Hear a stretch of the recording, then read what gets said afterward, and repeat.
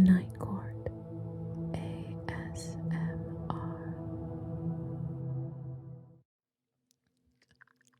Hello, darling. Welcome to the third installment of our Dark Academia series.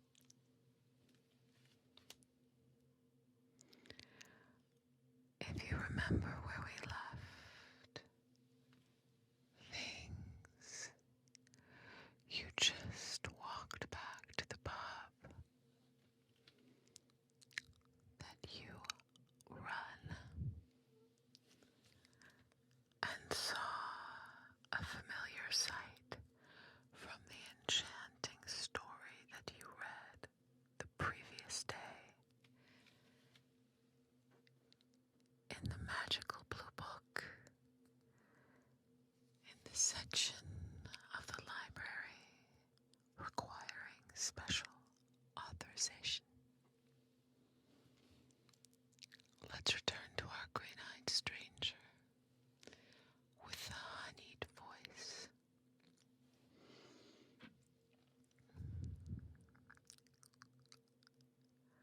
So, the heavy door of the pub makes its familiar creak, and as you push through the curtain of impossible flowers that bloomed overnight, you take a deep breath in and out, letting your lungs fill with the air that can't seem to decide if it carries the scent of polished oak and whiskey or jasmine and morning dew. The morning light casts pools of jewel-toned shadows across the wooden floor through the windows. He sits, the green-eyed stranger, where you saw him through the window, his silver hair catching the light like spun moonbeams. The sound of your footsteps seems muffled as you approach, as though the air itself has grown thick with enchantment. Watch how he turns to face you, his movements liquid smooth, creating a soft, whispering slide. Against the wood you hear his fabric. Fascinating phenomenon, isn't it? His voice holds the same crystalline quality as in your dreams, though now it's wrapped in the cultured tones of academia. The botanical anomaly outside.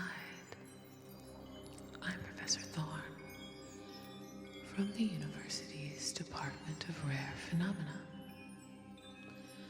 I couldn't help but notice the quite remarkable growth pattern of those flowers.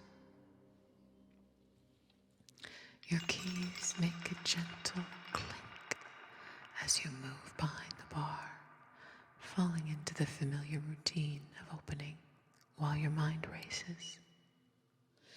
Everything about him is perfect, too perfect.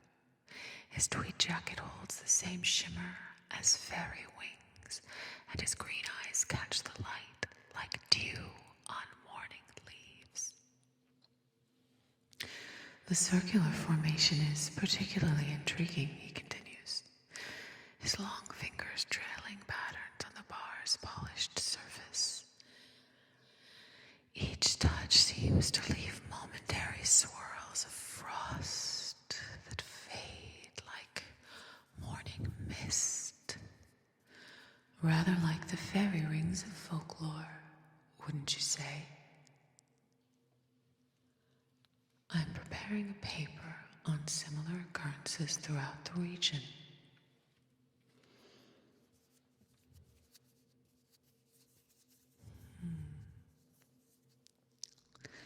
The glasses you're arranging make soft, tinkling sounds that seem to harmonize with his voice. Morning sunlight through the windows catches each crystal rim, creating tiny rainbows that dance across his two perfect features. The air grows heavier with the scent of spring flowers, despite the fact that all the windows are closed. Perhaps we could discuss it over a drink. I have a rather exceptional bottle I've been saving for academic discourse. And from within his jacket, he draws a crystal decanter that catches the light like liquid starlight. The contents seem to move with their own inner light. You hear swishing sounds against the crystal, and your hands automatically move to reach for the glasses. The muscle memory of countless mornings like this one. But something catches your eye. His reflection in the back mirror is different, shifting, sometimes solid as any man's, sometimes translucent as morning mist. The crystal glasses in your hand make a gentle clink as you set them down with deliberate care. I find myself quite interested in your perspective, he says, his voice honey smooth yet holding an edge still like frost. Someone who moves so easily between, shall we say, different departments of knowledge, the library, the tavern, the spaces between. The liquid he begins to pour moves like captured moonlight, making musical sounds. They try to bypass your thoughts and speak directly to your desire. The scent rises from the glasses, wild strawberries and spring rain, and something older. Your fingers itch to grab the glass, to complete what began in that dream of spring. His green eyes hold you like a spell, with the elegant gesture.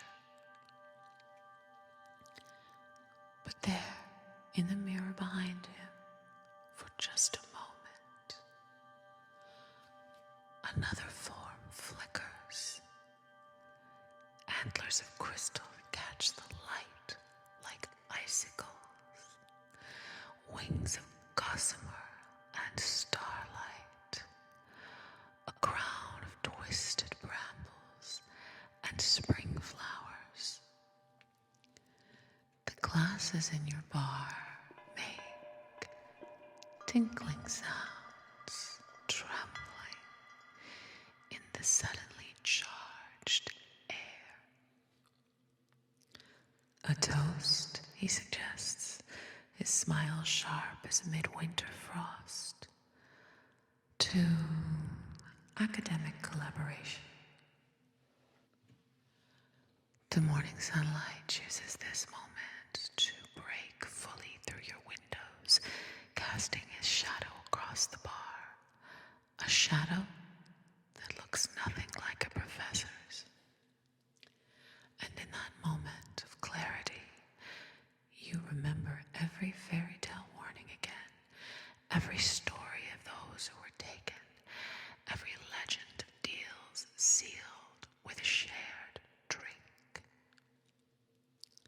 And your hand moves not to take the glass, but to the old iron horseshoe hung above the bar for luck.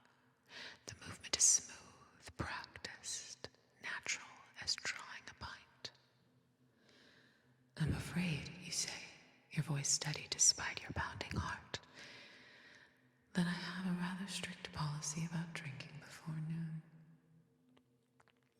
The iron in your hand hums like a struck bell, its presence sending ripples through the air that makes the crystal glass His perfect facade cracks like ice in spring, letting something ancient and wild show through, and the air fills with the sound of crystal under strain. A crackling sound. Clever, he breathed, his form already beginning to dissolve like morning dew in sunlight. So very clever. But remember, my curious friend, spring comes every year, and with it, the hunt for new stories to add to our library. He dissolves like frost under sunrise, leaving behind only the scent of jasmine and a sound like distant silver bells. The crystal glasses and the decanter dissolve with him, melting like the final snow in spring. And outside of your window, the flowers begin to wilt and fade suddenly, their petals falling like colorful rain to dissolve before touching the ground. And your pub slowly returns to itself, the familiar sense of oak and whiskey replacing wild magic. The morning light once again just sunlight through stained glass. But there on your bar, where his hand had rested, a single long-stemmed flower remains, its petals the color of wine. When you touch it, it feels real and solid and soft. You place it carefully in the glass of water, where it catches the light, like a reminder of a warning. And the morning continues its usual rhythm, the clink of glasses, the whir of the coffee machine, the gentle creak of floorboards under the feet of pub regulars.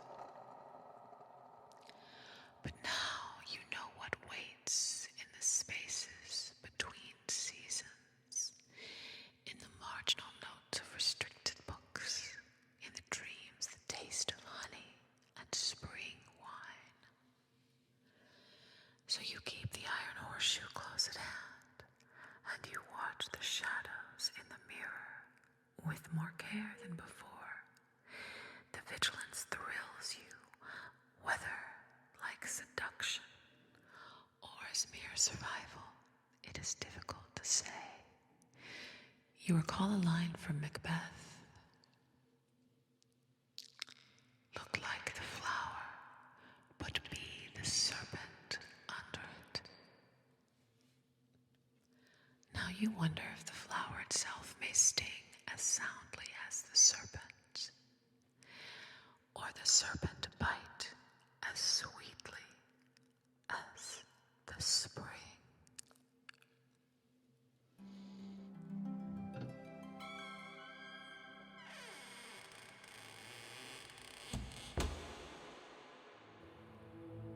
The night